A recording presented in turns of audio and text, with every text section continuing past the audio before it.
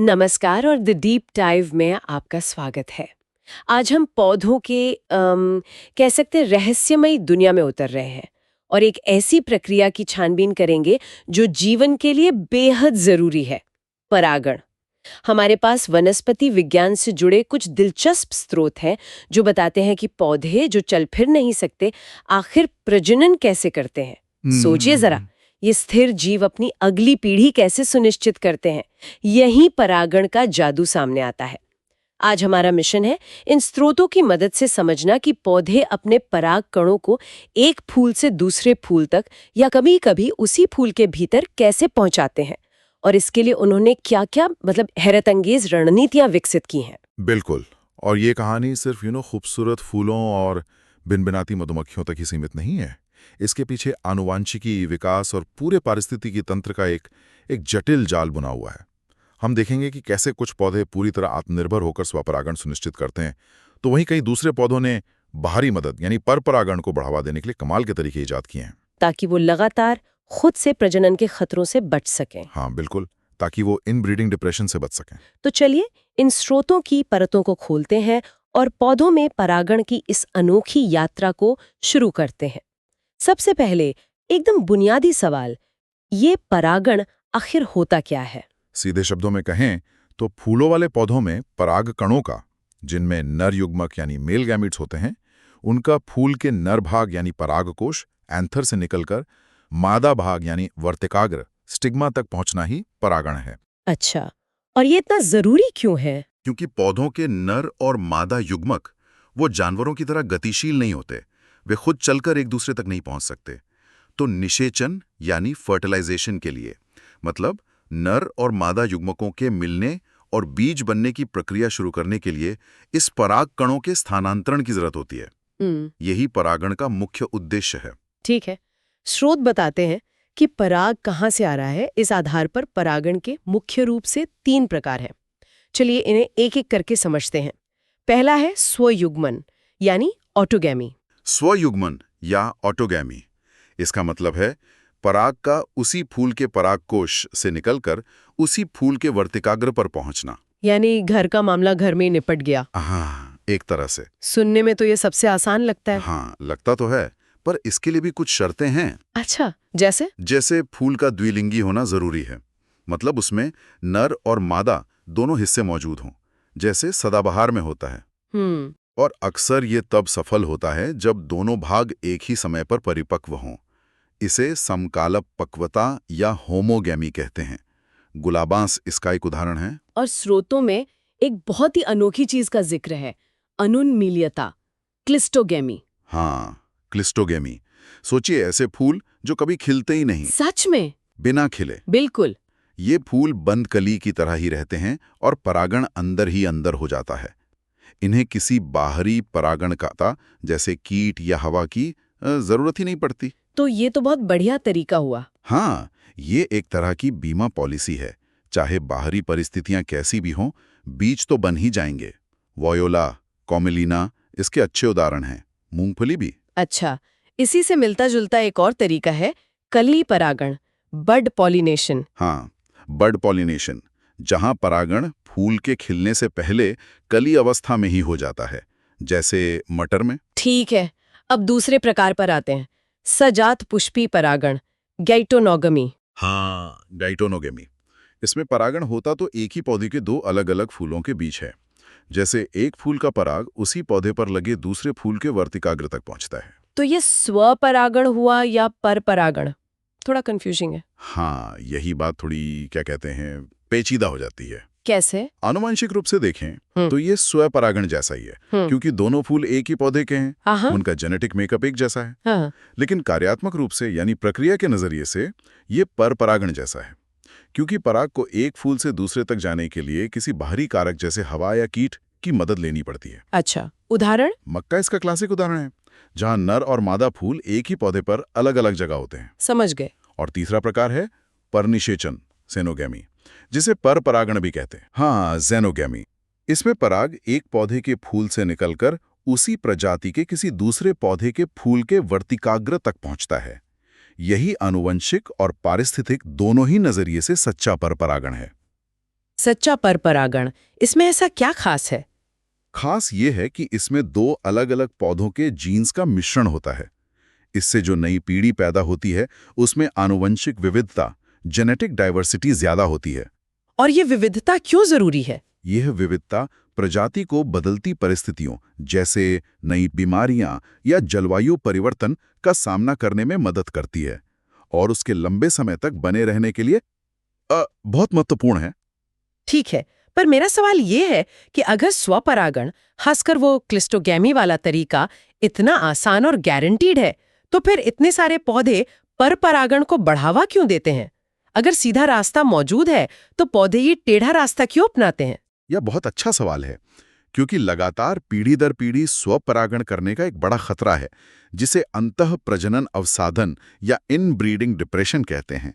Inbreeding depression मतलब? सीधे शब्दों में कहें तो बार बार खुद से ही प्रजनन करने पर संतानें कमजोर हो सकती हैं, उनकी जीवन शक्ति घट सकती है और वे बीमारियों के प्रति ज्यादा संवेदनशील हो सकती हैं। अच्छा। आनुवांशिक विविधता की कमी उन्हें कमजोर बना देती है। अच्छा, तो विविधता बनाए रखने के लिए पौधे स्वपरागण से बचते हैं, तो इसके लिए उन्होंने क्या तरीके अपनाए हैं? स्रोत इन्हें बहिर्प्रजनन युक्तियां या आउटब्रीडिंग डिवाइसेस कहते हैं। पौधे कमाल के रणनीतिकार होते हैं। उन्होंने कई दिलचस्प तरीके विकसित किए हैं। एक तरीका है भिन्न कालपक्वता, डाइकोगैमी। डाइकोगैमी। हाँ, इसमें द्विलिंगी फूलों के नर और मादा भाग अलग-अलग समय पर परिपक्व होते हैं। मतलब जब पराग तैयार होता है तब वर्तिकाग्र उसे लेने को तैयार नहीं होता, या फिर जब वर्तिकाग्र तैयार होता है तब तक पराग झड़ चुका होता है। बिल्कुल। अच्छा, इसके भी प्रकार होते होंगे? हाँ, अगर नर भाग यानी पराग कोश पहले परिपक्व हो जाए तो उसे पूर्वता प्रोटैंड्री कहते हैं, जैसे सूरजमुखी में, और अगर मादा भाग यानी वर्तिकाग्र पहले ग्रहणशील हो जाए तो उसे स्त्री पूर्वता प्रोटोजाइनी कहते हैं, जैसा अंजीर में होता है। दोनों ही मामलों में उसी फूल में स्वपरागण की संभावना कम हो जाती है। सही कहा। और क्या तरीके हैं? एक और बड़ा दिलचस्प तरीका है असंगतता, इनकम्पैटिबिलिटी। अब हम थोड़ा जेनेटिक्स के क्षेत्र में जा रहे हैं। हाँ, बताइए। कोशिश करूंगी समझने की। ये एक तरह का आनुवांशिक ताला चाबी सिस्टम है। अगर परागकण की चाबी मतलब उसका जेनेटिक कोड उसी फूल या उसी पौधे के वर्तिकाग्र के ताले यानी जेनेटिक कोड से मेल खा जाती है, तो परागण होने के बावजूद निषेचन का दरवाजा नहीं खुलता। अरे वाह! पौधा अपने ही पराग को पहचानने और अस्वीकार करने में सक्षम होता है। एक तरह की जेनेटिक सेल्फ रिजेक्शन है ये। कमाल है। ये तो परपरागण को मजबूर कर देता है। बिल्कुल। इसी से जुड़ा एक और शब्द है विषम वर्तिकार रूपता, हेट्रोस्टाइली। हाँ, हेट्रोस्टाइली। ये एक संरचनात्मक तरीका है परपरागण को बढ़ावा देने का। इसमें एक ही प्रजाति के पौधों में 2 या 3 तरह के फूल पाए जाते हैं, जिनकी बनावट अलग होती है, खासकर वर्तिका यानी स्टाइल और पुंकेसर यानी स्टेमन की लंबाई में। अच्छा, कैसे? जैसे प्राइमुला प्रिमरोज में कुछ फूलों में लंबी वर्तिका और छोटे पुंकेसर होते हैं, पिन आई फूल, जबकि दूसरों में छोटी वर्तिका और लंबे पुंकेसर, थ्रोम आई फूल। ये बनावट सुनिश्चित करती है कि पराग आसानी से उसी प्रकार के फूल पर ना जाकर दूसरे प्रकार के फूल पर जाए, कीटों के माध्यम से। बहुत इंजीनियस। बनावट और जेनेटिक्स के अलावा और क्या रास्ते हैं? एक लिंगता, यूनिसेक्सुअलिटी। हाँ, यानी नर और मादा फूलों का अलग अलग होना, डाइक्लिनी। अगर फूल ही एक लिंगी है तो स्वयुग्मन यानी ऑटोगेमी तो हो ही नहीं सकता। जाहिर है। ये 2 तरह से हो सकता है, या तो नर और मादा फूल एक ही पौधे पर हों, मोनोएशियस, जैसे मक्का में। इसमें स्वयुग्मन नहीं होता, पर उसी पौधे के दूसरे फूल से परागण यानी गेटोनोगैमी संभव है। ठीक है। या फिर नर और मादा फूल पूरी तरह से अलग अलग पौधों पर हों, डायोएशियस, जैसे पपीता में। ये स्वयुग्मन और सजातपुष्पी परागण दोनों को रोकता है। सिर्फ परपरागण जीनोगैमी ही संभव होता है। समझ गई। स्रोत में हर्कोगैमी और प्रीपोटेंसी का भी जिक्र है। ये क्या है? हर्कोगैमी का मतलब है नर और मादा अंगों के बीच कोई भौतिक या स्थानिक बाधा होना, कोई फिजिकल बैरियर जो स्वपरागण को मुश्किल बना दे, जैसे कैलोट्रोपिस यानी आंख में होता है। और प्रीपोटेंसी? प्रीपोटेंसी का मतलब है कि अगर किसी वर्तिका पी पर अपना और पराया दोनों तरह का पराग गिरे तो पराया पराग ज्यादा तेजी से अंकुरित होकर निषेचन कर लेता है। अच्छा, जैसे सेब में। हाँ, जैसे सेब में होता है। ये भी पर परागण को बढ़ावा देने के सूक्ष्म तरीके हैं। ठीक है, तो पौधों ने पर परागण सुनिश्चित करने और स्वपरागण से बचने के ये सारे इंतजाम तो कर लिए, लेकिन पर परागण में पराग को एक फूल से दूसरे फूल तक या एक पौधे से दूसरे पौधे तक ले कौन जाता है? कोई डाकिया तो होगा? बिल्कुल, इसके लिए बाहरी कारकों या एजेंट्स की जरूरत होती है। ये एजेंट अजैविक, अबायोटिक हो सकते हैं, यानी निर्जीव चीजें जैसे हवा और पानी, या फिर जैविक, बायोटिक यानी जीव जंतु। और ज्यादातर पौधे जैविक कारकों पर निर्भर करते हैं। हाँ, स्रोत बताते हैं कि ज्यादातर पौधे जैविक कारकों, खासकर जंतुओं पर निर्भर करते हैं। पहले अजैविक कारकों की बात करते हैं। हवा द्वारा परागण यानी एनिमोफिली, ये काफी आम लगता है। हाँ, अजैविक कारकों में ये सबसे आम है, लेकिन ये काफी हद तक संयोग पर निर्भर करता है। हवा पराग को किसी भी दिशा में उड़ा सकती है, इसलिए बहुत सारा पराग बेकार चला जाता है। ये थोड़ा चांस का खेल है। तो जो पौधे हवा पर निर्भर है, उनके फूलों में क्या खास होता है? कुछ अनुकूलन? हाँ, बिल्कुल। ऐसे फूल आमतौर पर छोटे होते हैं, भड़कीले रंग या खास खुशबू वाले नहीं होते। क्योंकि उन्हें किसी को आकर्षित नहीं करना। सही, लेकिन उनके वर्तिकाग्र अक्सर बड़े, पंखदार या ब्रश जैसे होते हैं, ताकि हवा में उड़ते पराग को आसानी से पकड़ सकें। परागकण खुद भी बहुत हल्के, सूखे और पाउडर जैसे होते हैं, चिपचिपे नहीं होते, ताकि हवा में आसानी से उड़ सके। बिल्कुल। घास जैसे गेहूं, चावल, मक्का इसका सबसे अच्छा उदाहरण है। चीड़, पाइनस के परागकणों में तो पंख भी होते हैं, वाह ताकि दूर तक उड़ सकें। वाह, ठीक है। अब बात करते हैं जल परागण की, हाइड्रोफिली। पानी से परागण तो काफी दुर्लभ लगता है। बिल्कुल, ये कुछ ही पौधों तक सीमित है। ज्यादातर जलीय एक बीजपत्री पौधों में मिलता है। और ये भी याद रखना जरूरी है कि पानी में उगने वाले सभी पौधे पानी से परागण नहीं करते। अच्छा, जैसे कमल या जलकुंभी, उनके फूल पानी के ऊपर खिलते हैं और उनका परागण कीट या हवा से होता है। तो असली जल परागण कैसे काम करता है? दो मुख्य तरीके हैं। एक है पानी की सतह पर एपीहाइड्रोफिली। इसका सबसे मशहूर उदाहरण वेलिसनेरिया, फीता घास है। वेलिसनेरिया, उसमें क्या होता है? उसमें मादा फूल एक लंबी डंठल के सहारे सतह पर आता है और नर फूल टूटकर सतह पर तैरते हुए उस तक पहुंचते हैं। अच्छा। दूसरा तरीका है पानी के अंदर हाइपोहाइड्रोफिली, जैसा समुद्री घास ज़ोस्टेरा में होता है।